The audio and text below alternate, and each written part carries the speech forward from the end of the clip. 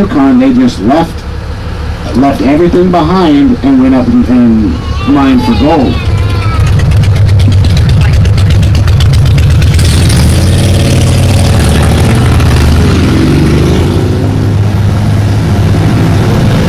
Over here to your right-hand side, you may notice those large stone columns.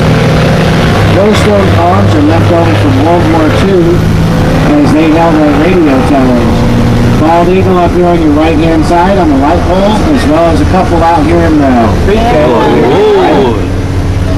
Keep an eye out in this section over here, as well as over here on the left, as you might see a bear. There have been bears spotted in there over the last couple days. A couple of bald eagles down here, one with a noticeable white head. The other one is a brown hawk. The adult bald eagles do not receive their white heads or tails until they reach the age of 4. Until then, they look like large brown hawks with white specks on their chest. What age? 3 or 4. 3 or 4. We're now entering into the Lemon Creek Schweitzer subdivision. Lemon Creek Schweitzer subdivision houses about 6 to 8% of Juneau's population. And it gets its name from the Lemon Glacier located back in the mountains off to your right-hand side. Right back up there is the Lemon Glacier. It is one of 38 glaciers in Juneau, Alaska, but it is the state of Alaska. It is the only hanging glacier in Juneau. Lemon Creek Schweitzer subdivision is mostly industrial, although it does have some residential housing in there as well as Costco, Home Depot.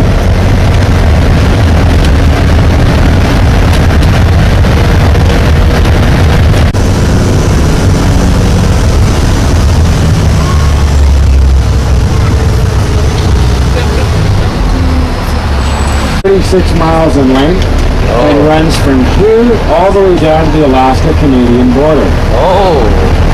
It recedes back into those mountains 6 to 10 inches per year and currently has several trails available to hike along, including the very new Nugget Falls Trail. When I moved up here in 1989-1990, there was not the Nugget Falls Trail. Today, when I moved here, that glacier was almost all the way up front to the visitor center.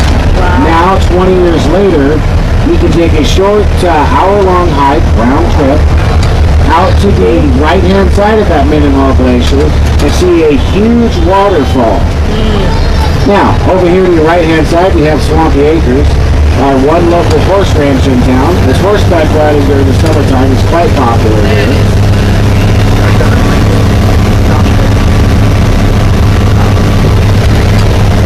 Also, we are now entering into the Auk Bay subdivision. The Auk Bay subdivision is home to several things. University of Alaska Southeast, Auk Lake, our second freshwater lake in town, as well as several boat harbors, including Auk Bay Harbor, which now has claim to being to $1 million years, and Auk Bay also has now $1 million condos. It is rumored that Juneau has approximately 13 millionaires living there. 13 millionaire living there. Over here to your right-hand side, you come down here at the bottom of this hill, is Auk Lake. How many? This lake sits at the base of the University of Alaska Southeast, is over 113 feet deep, and spans 177 acres. This lake was naturally made because of the Mendenhall Glacier's recession. On the other side of these trees is the University of Alaska Southeast, also Chapel by the Lake Presbyterian Church.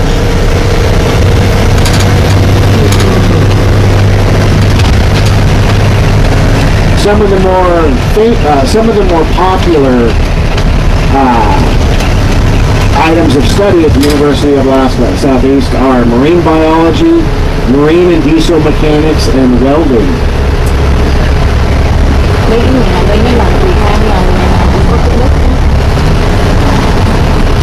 Kiểu giống như Hawaii. Cái này nó đi cũng xa lắm rồi. Now, over here to your left-hand side, you have Auk Bay Harbor. This is one of the largest harbors out in North Bay, and this now has claim to $1 million views because of these condos up here at the top of the hill. Đây là million đó. These condos are single and double bedroom condominiums, and those are $1 million each. It's not cheap, huh? Now, here in just a few moments, we will be reaching our final destination. At this time, I'd like to thank you on behalf of Juno Tours and myself for joining me this morning. I hope you guys have had a pleasant trip out here. And if so, my name is RJ, and if you have not, my name is Charlie Brown. A couple of things I'd like to mention. Your well-watched trip out on that water should be very, very calm and peaceful.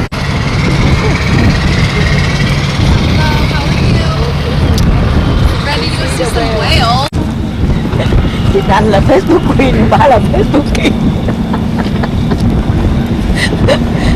Bà Thu nè, Thu cảnh đẹp quá rồi.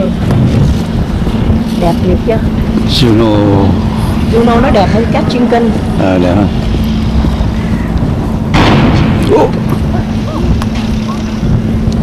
Đi ra, đi ra.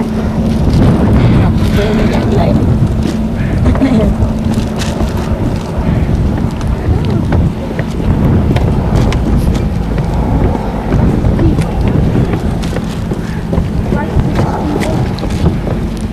Trời đi như vậy trời không có quá lạnh, không có quá nóng. Beautiful, it's perfect. We're watching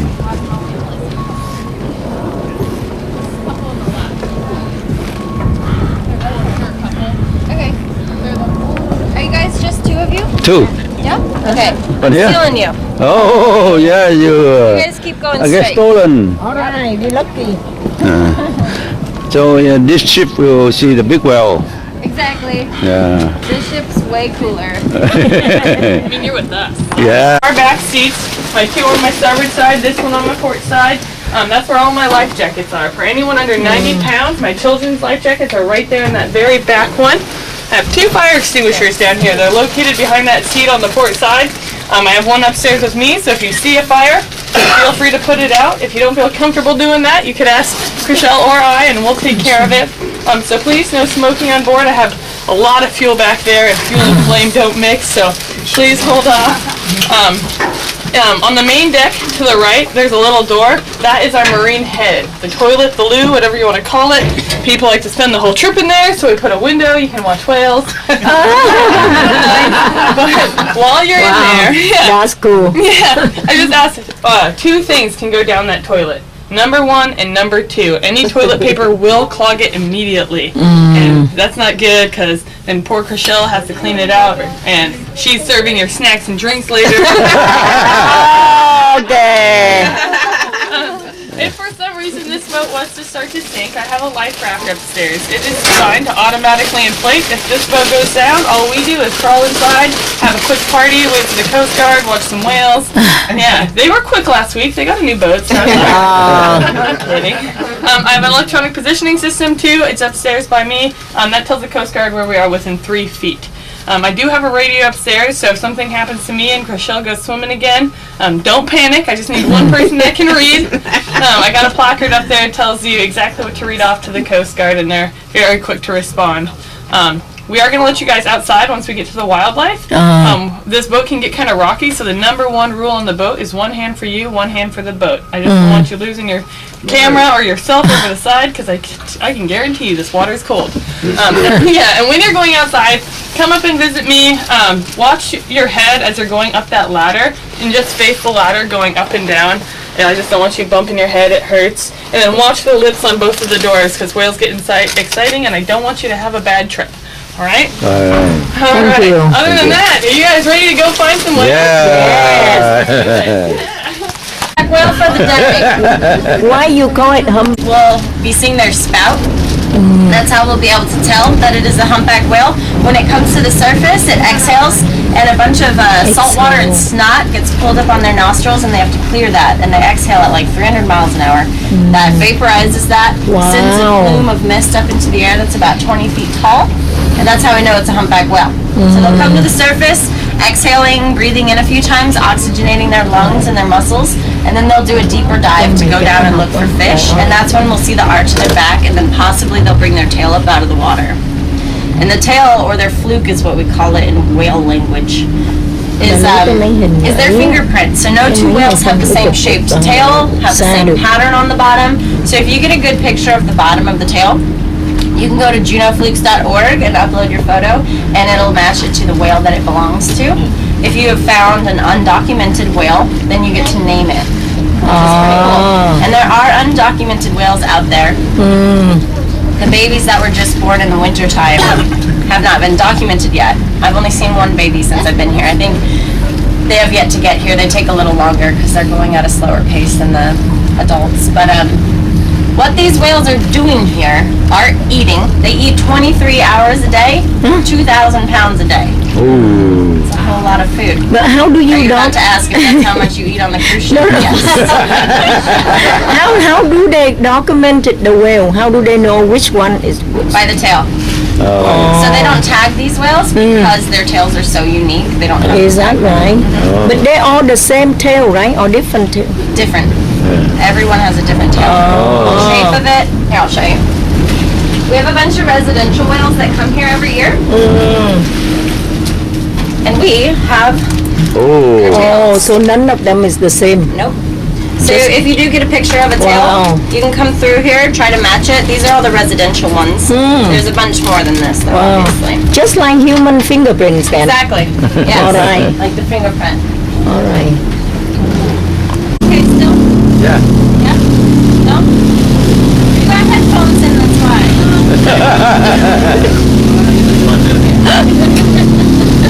I'll try to yell louder. How's that? Is that good? Okay. What was I saying? Oh yeah, so the humpback whales spend their winters down in Hawaii, giving birth, mating, and the time that they're down there, they don't eat at all. They're starving the entire time because there's no food in Hawaii for them to eat. And so by the time they've gotten here, they've lost about 1/3 of their body weight, especially the women who give birth. They're breastfeeding while not eating, so they've lost pretty much all their body weight. And so by the time they get here, they are starving, and they are eating their faces off. Yeah, so these are mammals. Humpback whales are mammals. They breathe air. They breastfeed their children. They're warm-blooded. Breastfeed, Uh-huh. So, their breast milk actually looks like cottage cheese. It's really thick and chunky because it's so full of fat. And the reason it's so full of fat is because that baby has to travel from Hawaii to Alaska right after it's born, and that's 3,000 miles of a journey. And so they have to gain a bunch of weight. So when the baby is breastfeeding, they're gaining 8 to 13 pounds every hour. Wow. Every hour. That's incredible. And the baby is born at 1 ton. 2,000 pounds, yeah. And the gestational period for a baby is 1 year long. Yeah, that's a great question. Very rarely will humpback whales have 2 babies. Extremely rare. And if they were to have 2 babies, the mother would pick between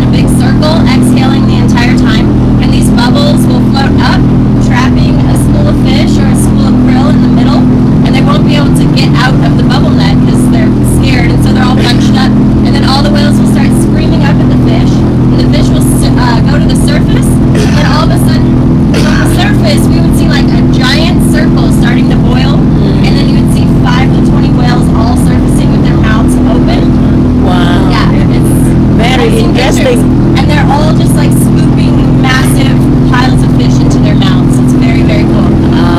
But the thing about bubble net feeding is not all humpback whales know how to do it. It is a taught thing, so only some of them know how to do it. Their grandparents or some other whales taught them how, which is really cool. Yeah, orcas travel in pods. There's two different types of orcas. There's transient, residential will have like 20 plus in a pod, and they only eat fish.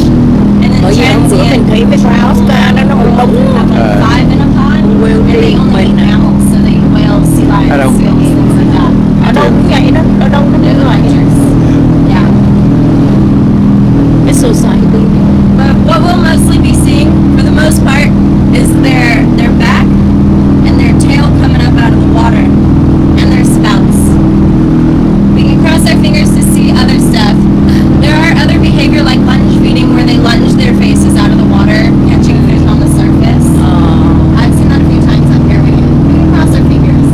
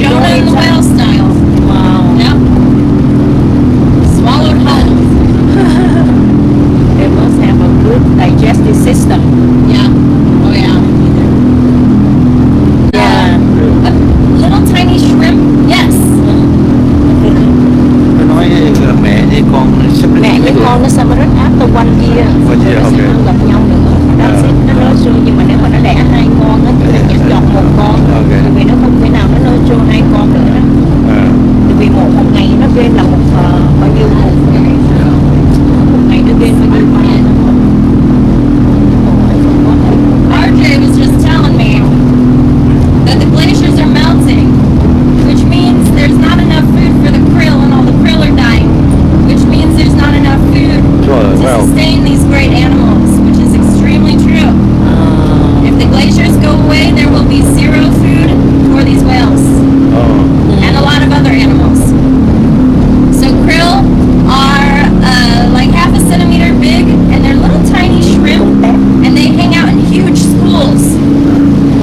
I think there might be something up here. I'll stop talking.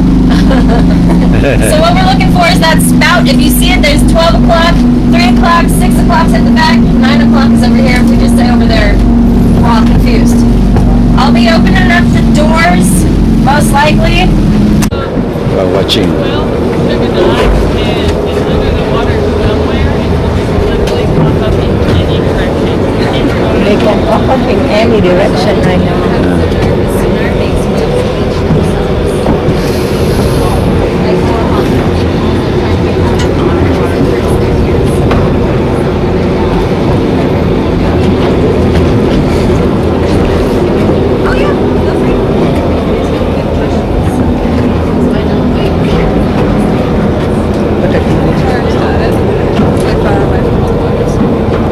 Oh, sorry, you see a well, so we come back. We come to get the well here. Yeah, I'm actually really, I think I might go to New Zealand for a year.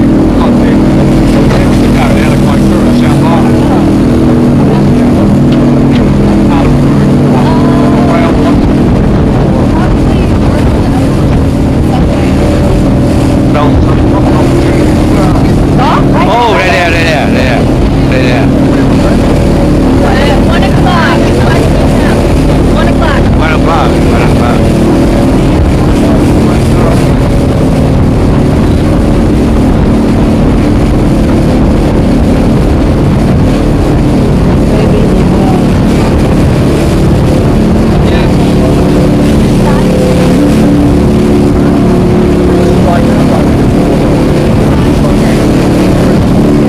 Oh, right there, right there, right there. Oh, a lot. Hai con lận. Hai con lận.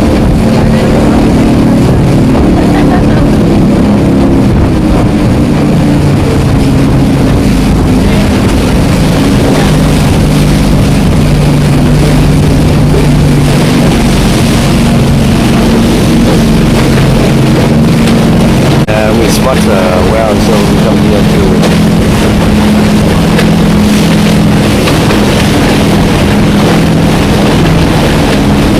We're singing!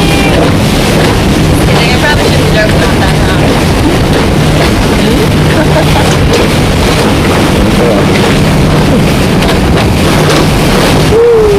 Good thing you just moved.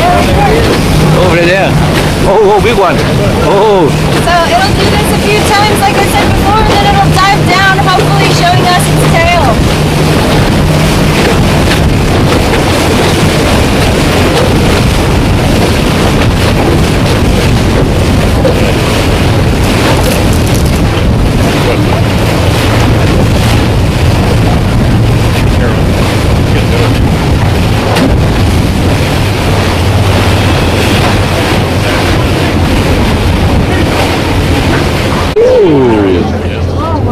That little bump on its back is its dorsal oh, right fin. here.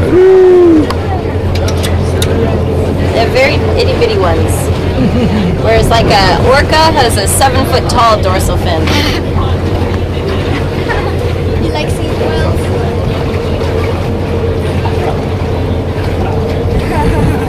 No damage. There he is. Wow. Here comes the tail, you guys. There it is. Oh, it didn't give us the underside though.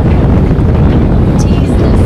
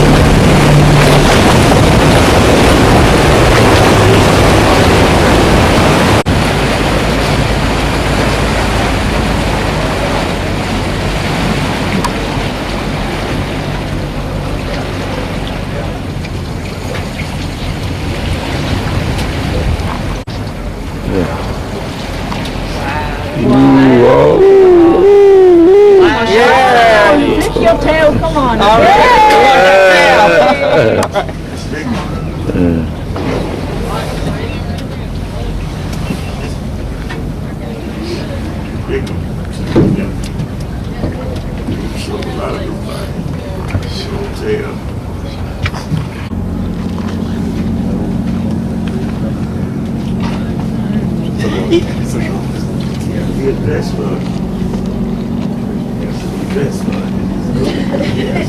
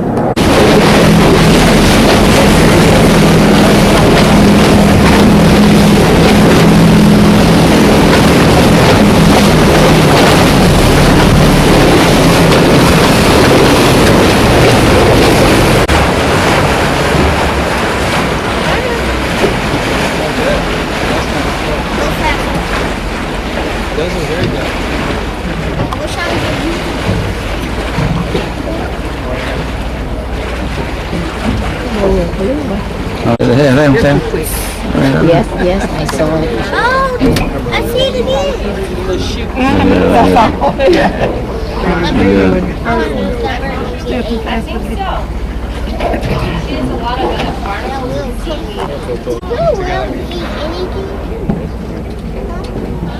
Oh, big one. Oh, big one. Oh, big one. Big one. Look at that. Oh. Yeah, that was Sasha.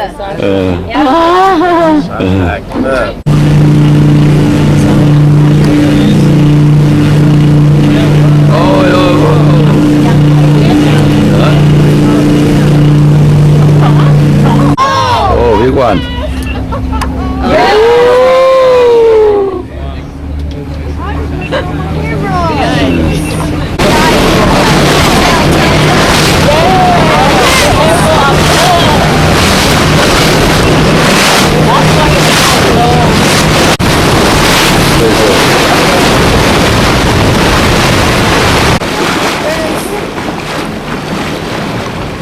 Đưa tiếp theo nó đi giờ. I got two. I see them.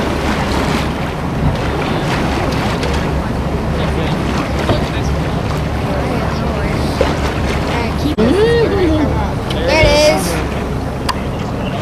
Got it.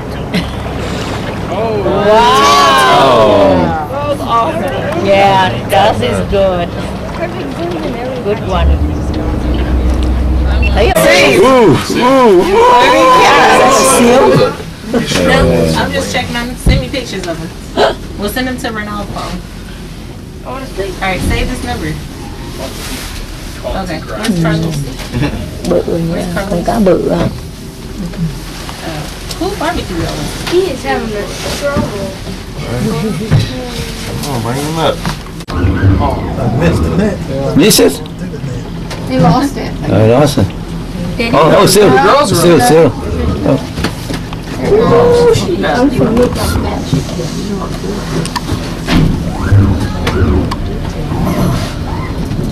Oh, see the guy. Oh, big one. Oh. Wow. Yeah. That thing's feisty. Oh my God. He knocked him out. Oh, man. Knock him out. Knock him out. Yeah. Oh, news. That's dinner. Yeah, really know. When I expect him to do that with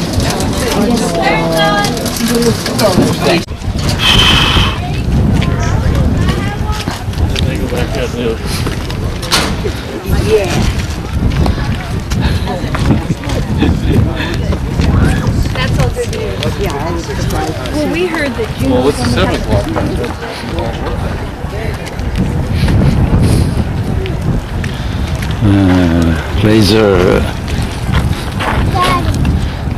Glacier.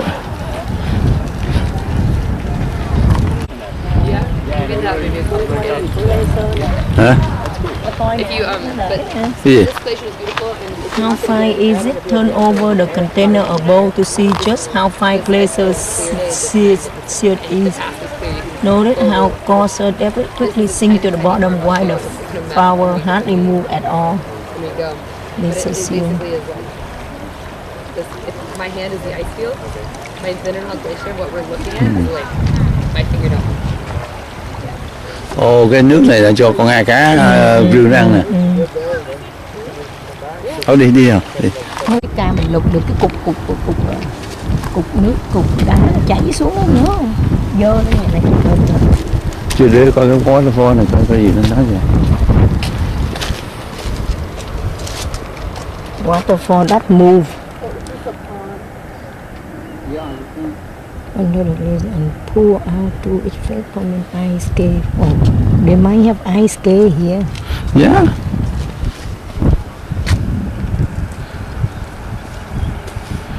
Mà cái cây nó có láp rồi, nó nói.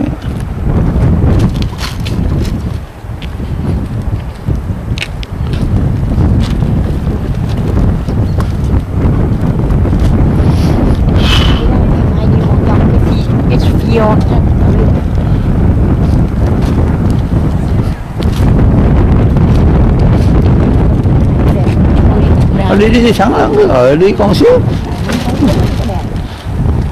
dứa đi chưa tới hết đi bỏ không tới đây mà lại đi tới bỏ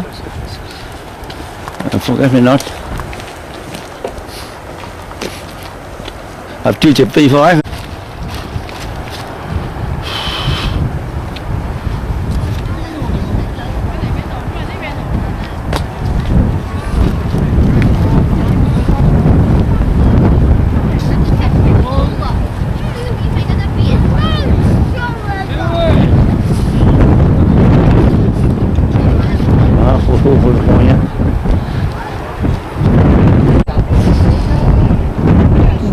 Cái laser này nó xanh nhưng mà nó khô của một cục đằng kia và cái cục nó rớt xuống đằng kia hả?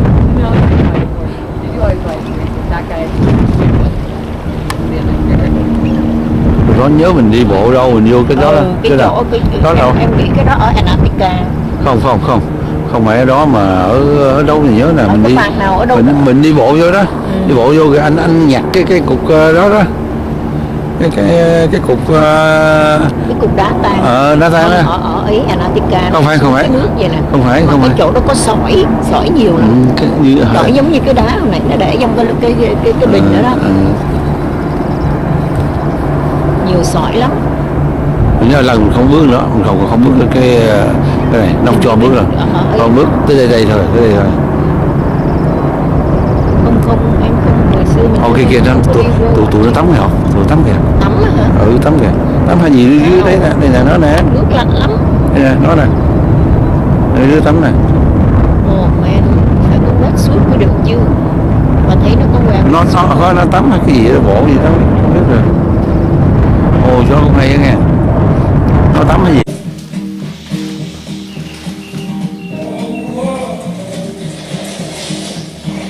Mình là đang ở Roanoke, Alaska đó nha.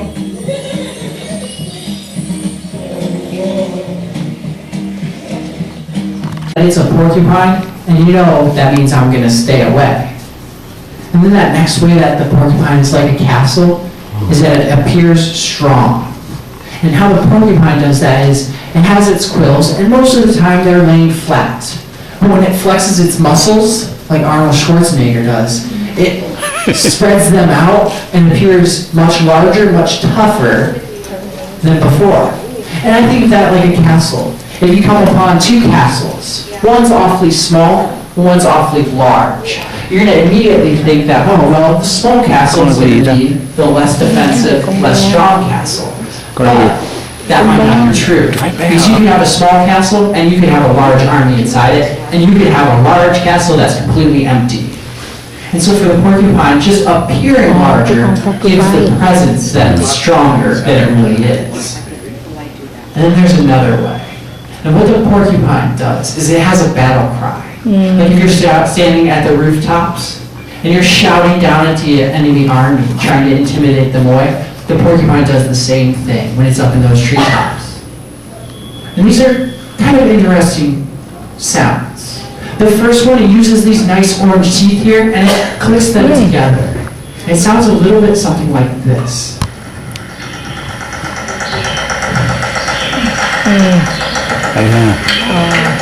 Cái này chưa được thấy à? Yeah. So the porcupine does that to try and Porcupine. warn people away and try and intimidate them to stay away.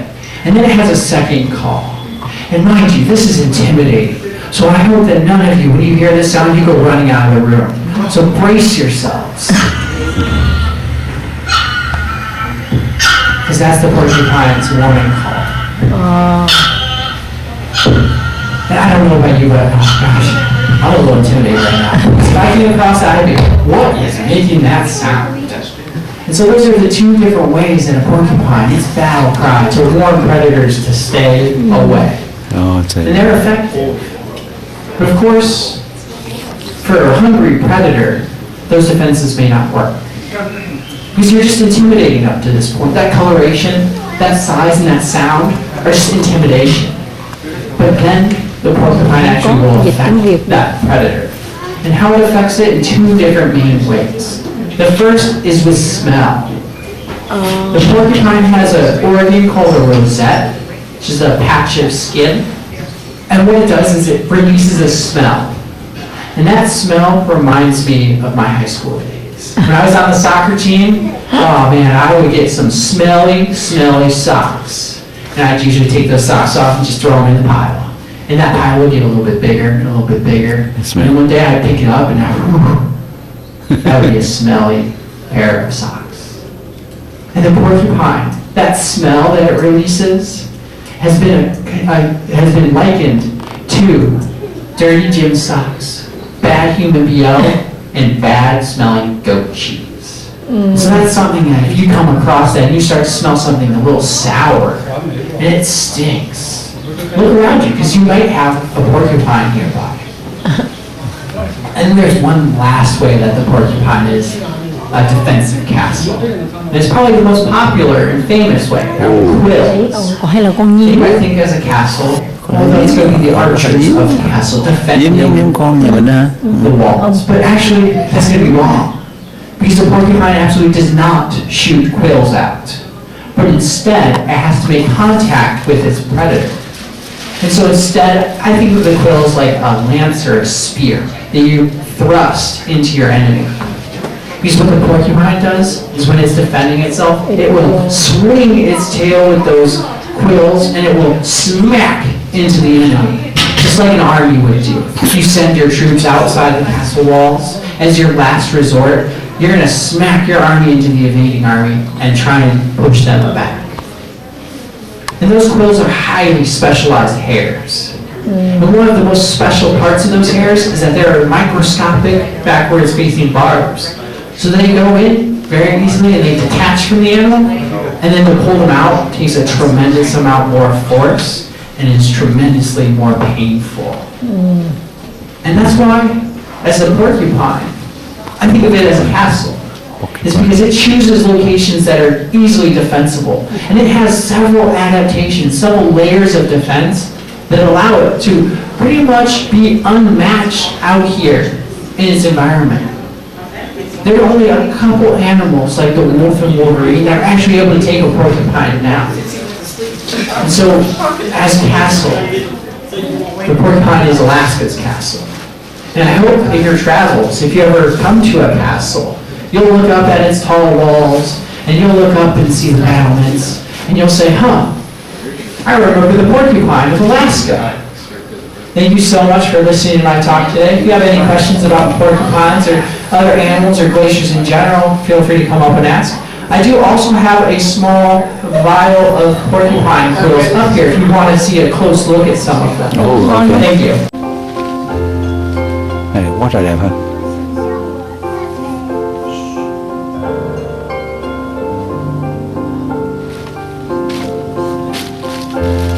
Ôi ôi.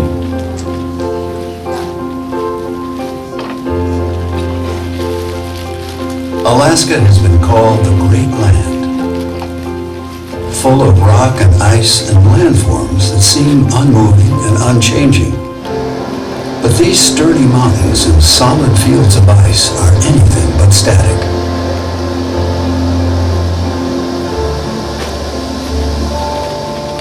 For millions of years, this place that seems so sure and steady has been in a continuous state of becoming what we see today. Over vast stretches of time, glaciers advanced and retreated. Towering trees filled the open spaces, creating the world's largest temperate rainforest, the Tongass National Forest.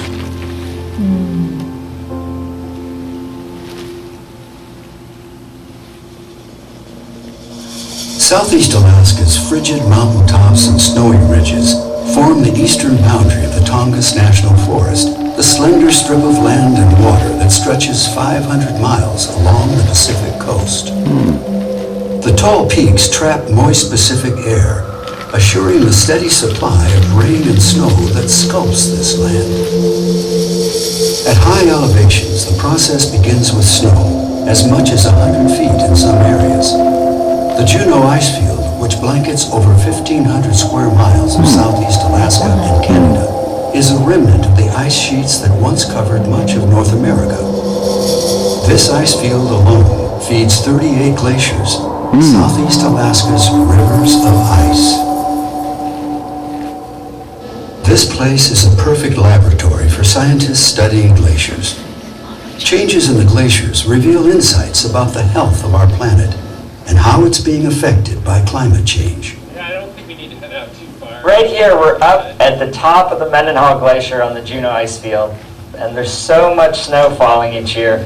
In the winter, we can get over 100 feet of snow. Ooh. And all of that snow that falls during the winter, not all of it melts during the summer, and it gets buried by the next winter's snowfall. Oh. The snow that falls here takes about 200 years to become compacted into ice and travel the length of the glacier and then discharge into the lake.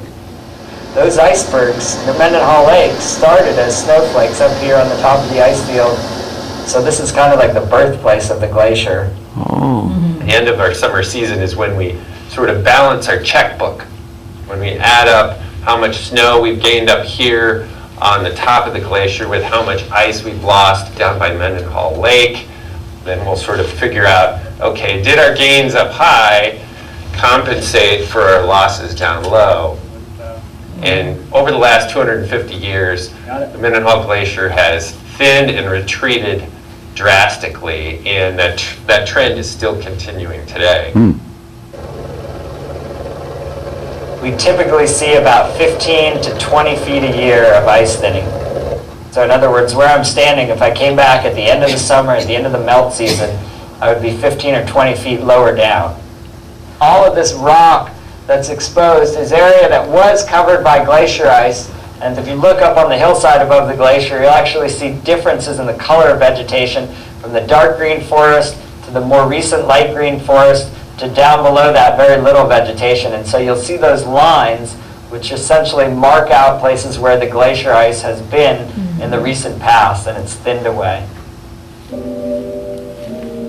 Retreating glaciers carve the land, revealing scour marks in their paths.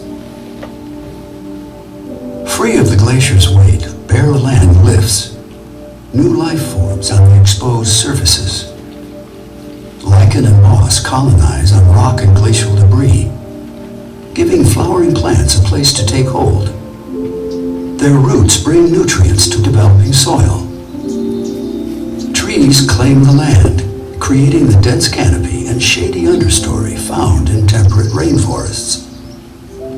The transformation from bare rock to dense forest can occur in as little as 350 years, leaving a landscape once dominated by ice, covered with plant and animal species.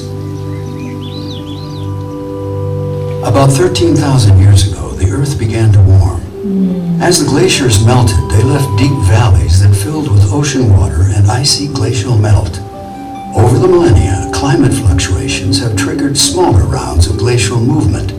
The last began 3,000 years ago. That period, known as the Little Ice Age, ended in the mid-1700s, right about the time the Mendenhall began its current retreat. In the past 2 centuries, this majestic glacier, which is 2,000 feet deep in some places, has retreated about 2.5 miles. As climate change warms our planet, further retreat is inevitable. Most glaciers in Alaska are retreating, and like the Mendenhall, they are doing so at an unprecedented speed. Conserving the nearly 17 million acres of the Tongass National Forest and its glaciers will depend upon how we maintain the health of our planet, including how we decide to face human contributions to climate change. The watery web of life in southeast Alaska extends from the upper reaches of the ice fields to the most distant rivers and streams. The Stikine River Delta is just one example of the flourishing habitats created by glaciers. 16 miles of wide delta flats lie at the mouth of this 400-mile-long river, one of the many wild rivers that flows through Canada and ends in southeast Alaska. Glacial silt forms the river delta. And as winter turns to spring, glacial melt brings the delta to life.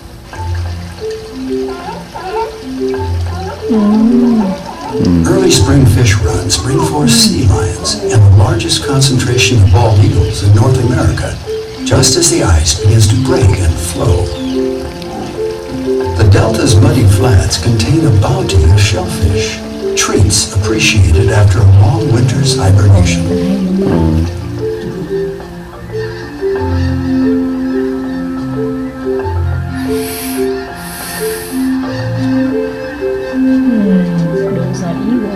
Thousands of migrating snow geese return to the Stikine each spring.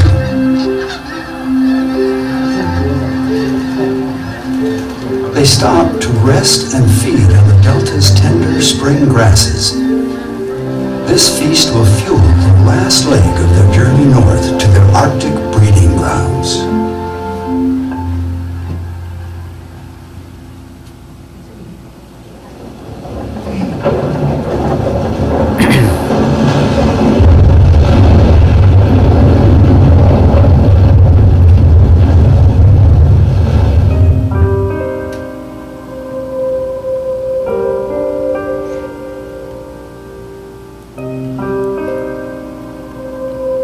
Change is one of the defining qualities of the Tongass.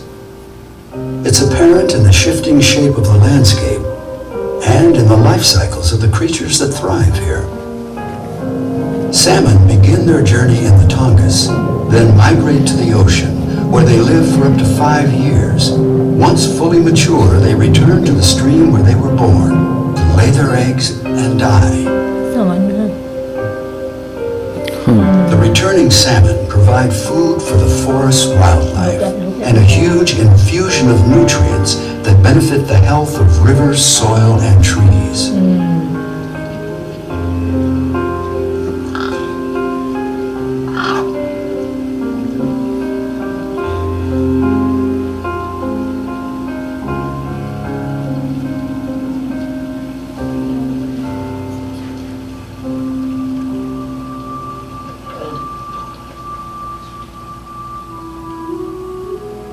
The wonder of southeast Alaska's majestic glacial landscape has long been of interest to humans. In the 1880s, the Pacific Coast Steamship Company began tours through the Inside Passage, establishing southeast Alaska's glaciers as popular destinations. For decades, the Mendenhall Glacier has been southeast Alaska's most visited glacier. Tourist photographs document the glacier's beauty and its transformation over time. 100 years ago, people came to wonder at the glacier about a mile downstream from where the visitor center now stands. Before 1930, Mendenhall Lake did not even exist. The Mendenhall Glacier remains a powerful attraction for both tourists and locals, receiving thousands of visitors each year.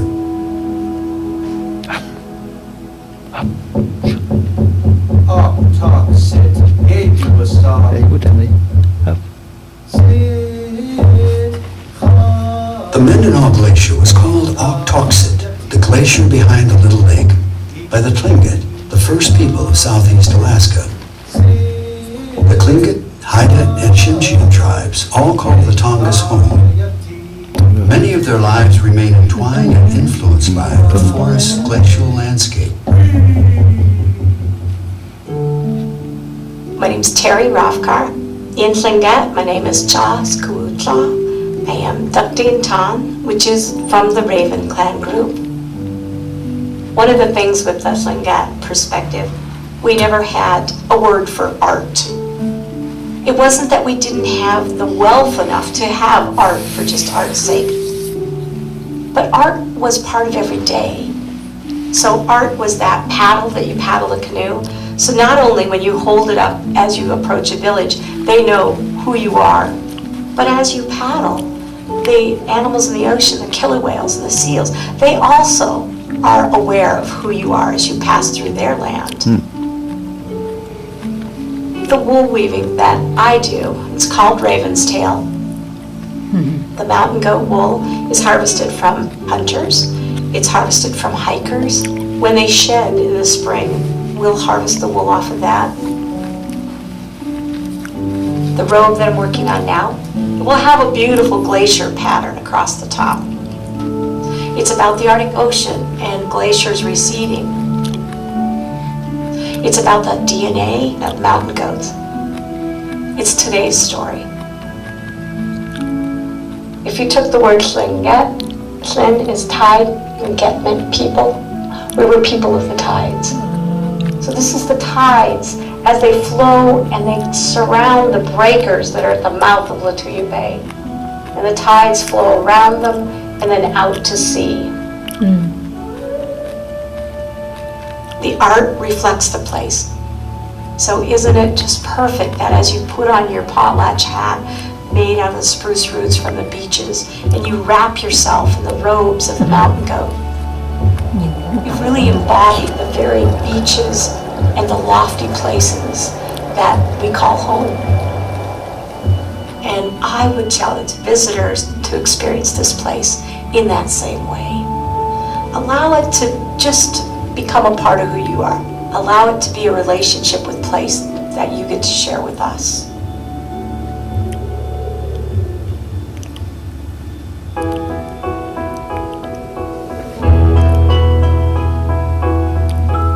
The Tongass National Forest is a landscape created by nature and woven by culture.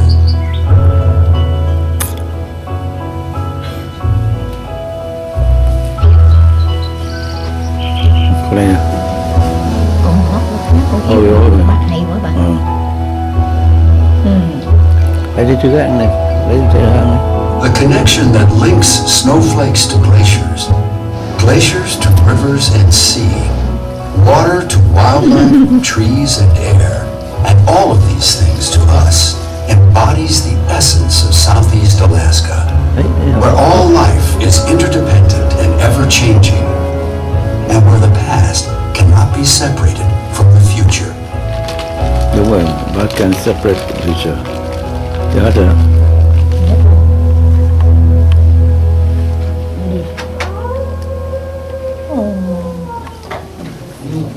Ghê hả? Hay. Bye-bye.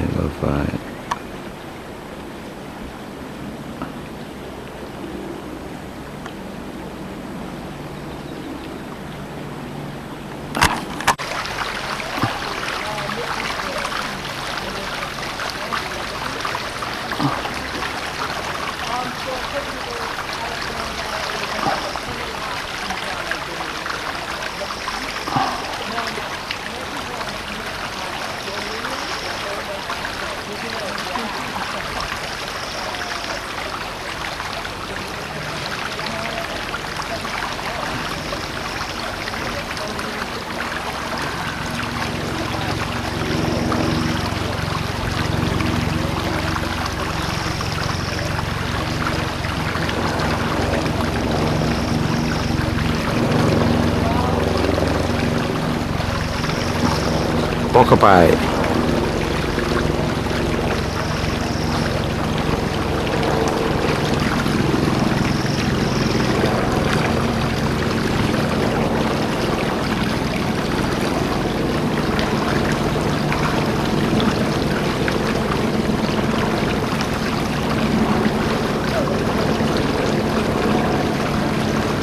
Walk by.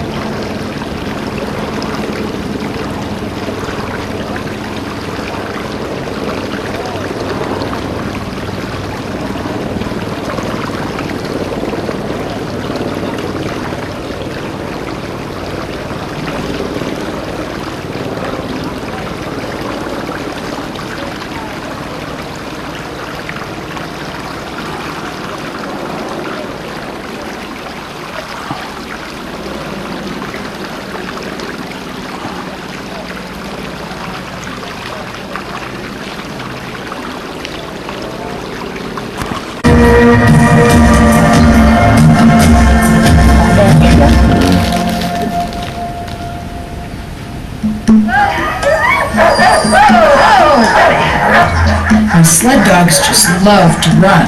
It's what they live for. The power, the speed, the endurance of these dogs, it's legendary. They were born to run. When I'm out there mushing a team through the wilderness, it really makes me feel like I'm one of the luckiest people in the world.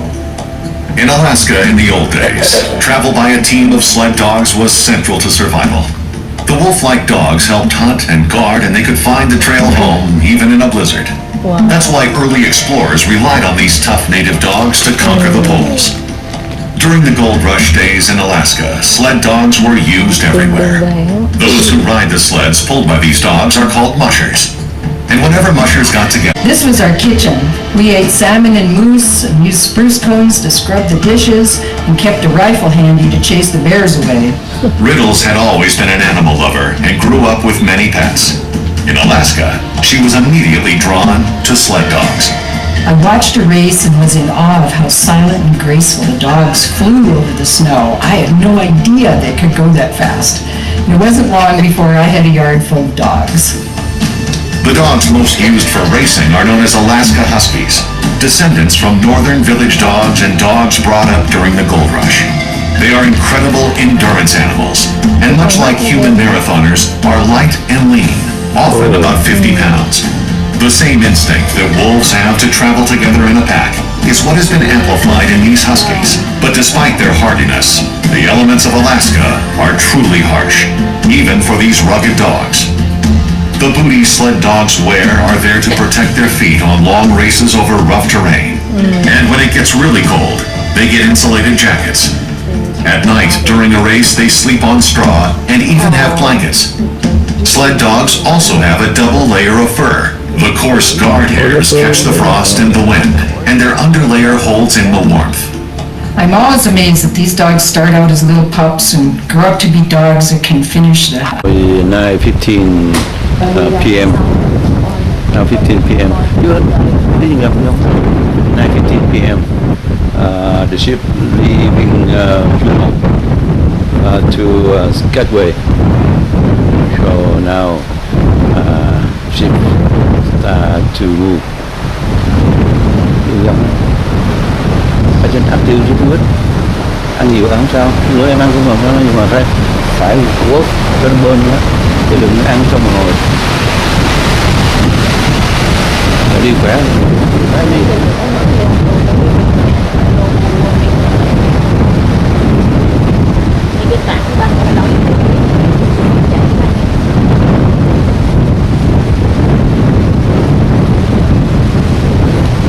Sẽ chống người ta đi chưa đó, chống ông ủng hộ cái local warming to protect the nature.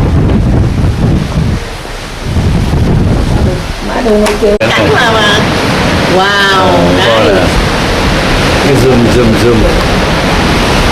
chết cha rồi, mất đi rồi. Đó là đội mũ Civic mà.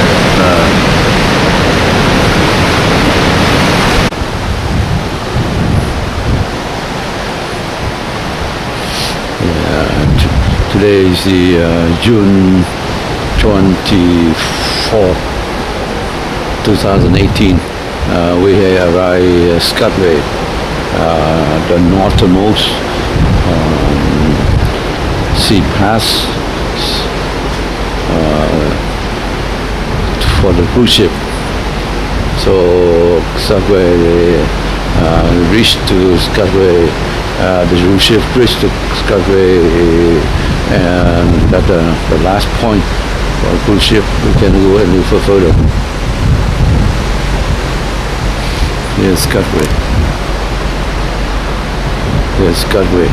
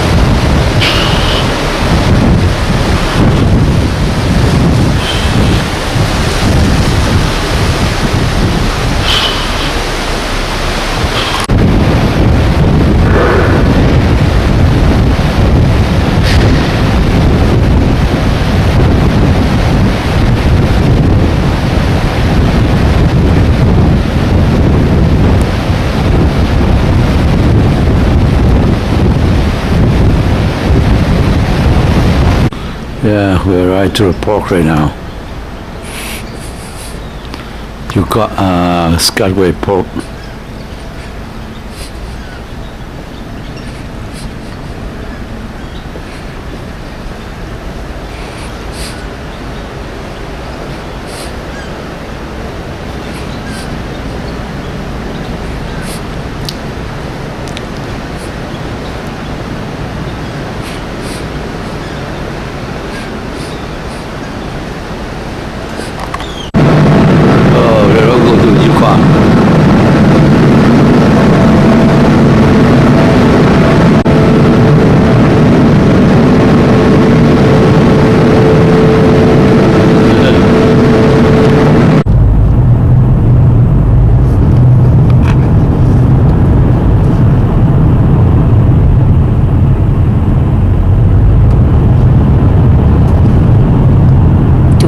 Sunday, June 24th. We arrival Skagway, Alaska at around 6:30 in the morning. We walk to downtown, rent a car, and now we're driving from Skagway to White Pass and Yukon, Carcross, and all the British Columbia, Canada side. Cái thằng này nó ở DIA là cũng có là chạy được đi không? Các bạn chạy tùm lum được ba tốn mau á. Thấy cái gì đia hả? Có đia, gốt này kia. Con be này kia. Caribou. Caribou không đâu, trên kia cơ. Trên kia cái chỗ mà Carcross ngày xưa đó là Caribou Crossing. Bây giờ nó mới đổi tên đó.